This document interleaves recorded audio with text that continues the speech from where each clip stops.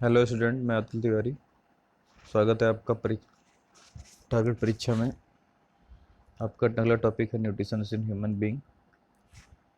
तो last topic पढ़ाया था मैंने, nutrition in amoeba and paramecium. अगला टॉपिक है न्यूट्रिशन इन ह्यूमन बीइंग। तो ह्यूमन जो होता है ओमनीवोरस होता है।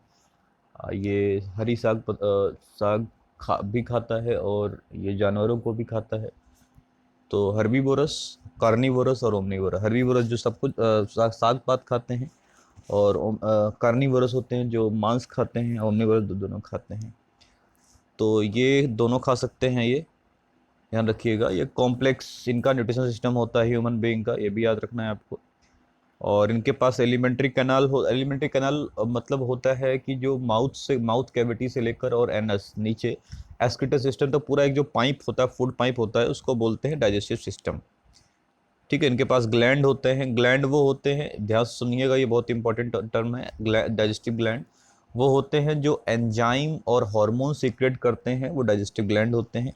और इन सब के साथ पूरा है ना, ये पूरा डाइजेस्टिव सिस्टम है। इनको पूरा मिला करके एलिमेंट्री कैनाल और डाइजेस्टिव ग्लैंड को मिला करके, और 5 स्टेप्स होते हैं इनके। और पहला इंजेशन है, डाइजेशन है, एब्जॉर्प्शन है, सिमुलेशन है, एजिशन। ये आपको पढ़ा चुका हूँ लास्ट टॉपिक में, तो थोड़ा सा इसको ध्यान रखिए। एलिमेंट्री कैनाल में क्या आता है आपका? Alimentary canal is human being long tube of varying, अभी बताया मैंने, एक लंबी ट्यूब होती है। और it start with mouth cavity and end with anus. मैंने बता चुका हूँ इसको। एनस नीचे जहाँ पे एक्सक्रीटरी सिस्टम होता है वहाँ पर होता है। ओसोफेगस ये फूड पाइप है। और स्टमक है इसके बाद, मतलब माउथ के बाद, माउथ कैविटी के बाद जो टर्म वो एक फूड पाइप होती है उसको ओसोफेगस करते हैं। अभी मैं फिगर में दिखा दूंगा आपको। स्टमक है, उसके बाद स्मॉल इंटेस्टाइन, लार्ज इंटेस्टाइन, ये एलिमेंट्री कैनाल के पार्ट होते हैं। इनको ध्यान से थोड़ा समझिएगा। फिर आपका आता है माउथ। ठीक है। तो माउथ क्या है? It is the opening of alimentary canal, मतलब जहाँ पे एलिमेंट्री कैनाल खुलता है। Help in injection of food. ये क्या काम करता है? फूड का इंजेक्शन, फूड को लेने में जहाँ पे हम डालते हैं वो है mouth. Buccal cavity which is present behind the mouth is also commonly referred to the mouth. जो बकल कैविटी होती है माउथ के पीछे, जहाँ पे बकल कैविटी मतलब जहाँ पे टंग होता है, टीथ होते हैं हमारे, जहाँ पे सलाइवा निकलता है, वो सारा हमारा माउथ कैविटी के अंदर आता है। Mouth cavity has a teeth and tongue, ध्यान रखिएगा। Set of the teeth help in the mastication of the food, मतलब चबाने में हमारी हेल्प करते हैं ना, उसको क्रश करने में हमारी हेल्प करते हैं। The tongue has the taste buds, इसके ऊपर टेस्ट बर्ड्स होते हैं अलग अलग। कुछ आगे होते हैं टिप्स पे, कुछ बीच में होते हैं, कुछ किनारे होते हैं। तो इस ये सब ज़्यादा इंपॉर्टेंट नहीं है 10th बोर्ड के लिए, सॉरी। अगला सिलेवरी ग्लैंड्स होते हैं। Open also in the buccal cavity, it pour saliva with initiate process of.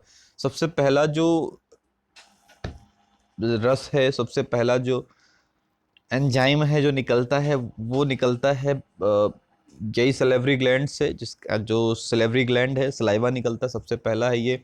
हमारे स्टार्च को सुक्रोज और ग्लूकोज में ब्रेक करते हैं ये। तो सबसे पहला जो स्टेप्स होता है डाइजेशन का, वो यहीं से स्टार्ट हो जाता है, हमारे माउथ कैविटी से ही।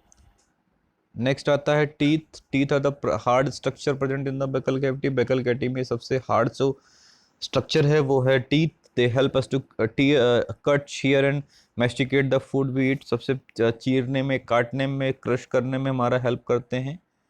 अगला है vertical section of tooth shows 4 layer, मतलब जो हमारा दांत है वो 4 लेयर में होता है। सबसे ऊपर होता है एनेमल, डेंटाइन होता है, उसके बाद फिर सीमेंट होता है, फिर डेंटल पल्प होता है। सबसे अंदर का सॉफ्ट वाला हिस्सा पल्प कहलाता है। तो ये बाहर से अंदर की तरफ का ये जो वर्टिकल सेक्शन बताया गया है। वर्टिकल मतलब ऐसे, मतलब पहले बाहर का इनेमल सबसे हार्डेस्ट सबस्टेंस होता है हमारे पूरी बॉडी का, इनेमल सबसे ऊपर वाला। उसके बाद का जो लेयर होता है वो डेंटाइन होता है, उसके बाद का सीमेंट, देन पल्प। तो enamel is the outermost shiny, जो चमकदार ऊपर वाला, highly mineralised and hardest part of the human body. सबसे ज्यादा मिनरल्स होते हैं उसमें और हार्डेस्ट पार्ट होता है हमारी ह्यूमन बॉडी का। डेंटाइन उसके बाद makes the bulk of the tooth and contain 70% inorganic salt, मतलब उसमें इनऑर्गेनिक सॉल्ट होते हैं, नाइट्रोजन फॉस्फोरस के।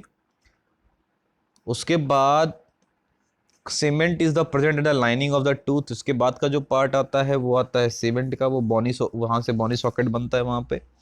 एंड द सबसे आखिरी पार्ट जो होता है dental pulp is a central soft part of the tooth and contain nerves, ending होती है वहाँ पे जो ब्लड एंड लिम्फ वेसल्स होते हैं along with the connective tissues होते हैं उसके अंदर, ठीक है। तो 4 टाइप्स ऑफ टीथ होते हैं, पहले इंसीजर्स होता है, कैनियंस होता है, मोलर, प्री मोलर।